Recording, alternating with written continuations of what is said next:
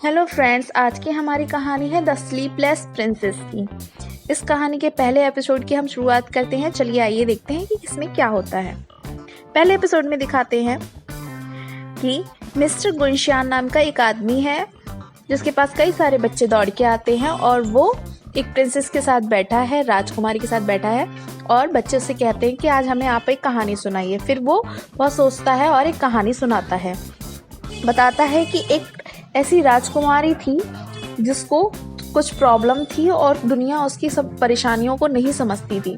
फिर scene shift होता है और हम देखते हैं कि एक लड़की है जो कि कई सारी किताबें इकट्ठी कर रही है। किताबें इकट्ठी करके उस पर चढ़ जाती है और अपने गले पे फांसी का फंदा लगा लेती, फंदे पे गले में लगाने लगती है। फिर देखते हैं कि कुछ लोग उसे रोकने के लिए बैठे होते हैं, उसे मना कर रहे होते हैं, जहाँ पे उसकी माँ भी होती है और वो उससे कहती है कि राजकुमारी ऐसा करने से पहले सोचो।